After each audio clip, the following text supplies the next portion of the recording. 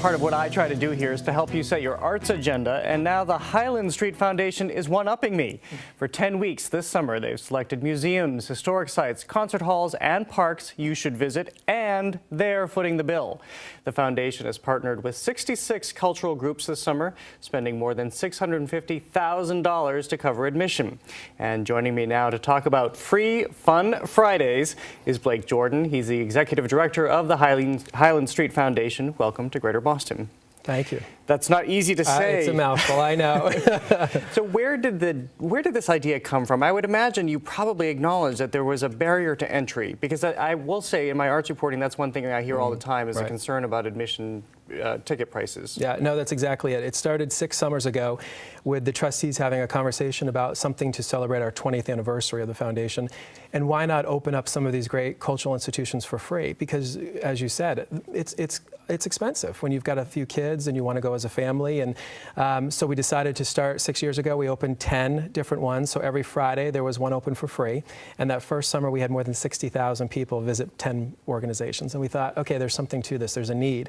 And so ever since, we've continued to build upon the program. And so now we're here this summer with actually 67. We've just added one more. So we have 67 this summer, all for free. Breaking news. Yes, so, exactly. And I know the Highland Street Foundation does a variety of social services work, but how did you identify the arts as something that was really integral to what you were going to fund? Right. Well, the McGrath family's been focused on the social service area for workforce development and hunger relief and such. And so we thought arts and culture, another huge important area that people should have access to. And really our mission is about creating access and opportunity, particularly for low-income communities. And so why not do that with these terrific venues that we have throughout the state? And is there research that you looked at? I mean, what did you look at to realize that how an arts experience does benefit families who take part of Free Fun Fridays? It was with a variety of conversations and discussions with, the education department within our state and a lot of the cultural organizations, and the idea around that it is a time where kids aren't in school, and it is an opportunity for them to continue their education, but do it in sort of maybe a fun, different way. And why not do this? Now you're doing between 5 and 7 different arts organizations each Friday. Right. You're starting this Friday, July 4th, with the Edward Gorey House is one of them down in Yarmouth Port, and I visited there a couple of years ago. It's a fantastic place to visit, but you really spread far and wide. Is it across Massachusetts? So wherever you are in the state, every Friday there's somewhere you can go for free. So it's the Berkshires, it's the Cape, as you said, it's Greater Boston, Worcester. Speaking of the Berkshires, we're looking at Jacob's Pillow, which is another one on your organization. Exactly. But I cut you off. So you go out to the Berkshires? Everywhere.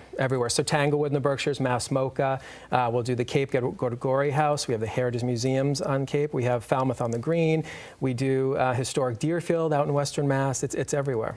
So how does this come together? Because I would assume, we were just talking a moment ago, and you said that the Franklin Park Zoo had 25,000 people last Friday. So how do you have to work with these arts organizations to be able to be equipped to handle this many people? We do, and I have to say they're all terrific partners and go out of their way to make it a special day for the people who do visit. They know that it's an opportunity to bring visitors in who maybe haven't been before, and they want to make it special. They want them to come back. And so, but we work closely with them. We work closely with the City Hall people. The mayor's office is a great supporter. He's been terrific to us. And so we work closely to make sure that it will be the best experience that people can have. So we try to find, additional parking, or they open longer hours, or they do a lot of entertainment on the outside of the museum. So if people are waiting in line, there's things to keep people busy and entertained.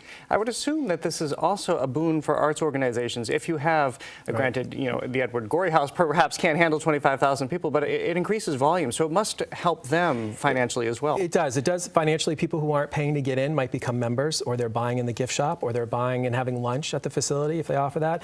It's a big economic driver that we really hadn't thought about in the beginning. But in addition to the marketing that these smaller venues like the Gorey House that don't have big marketing teams or development teams, that we're putting them on 300,000 handout cards, and they're on MBTA posters, and they're on all these different flyers and social media. So it's great for them. Well, Blake Jordan, as we mentioned, it continues all through the summer. It does. Up, down the coast, right. all the way out to the Berkshires, where I'll be this weekend. So that it's great that you're doing that. And as I said, I hear this all the time, and so it's nice to be able to give an answer that this is an easy way to get into these organizations. Thank you so much for coming. Thanks so much. Appreciate it.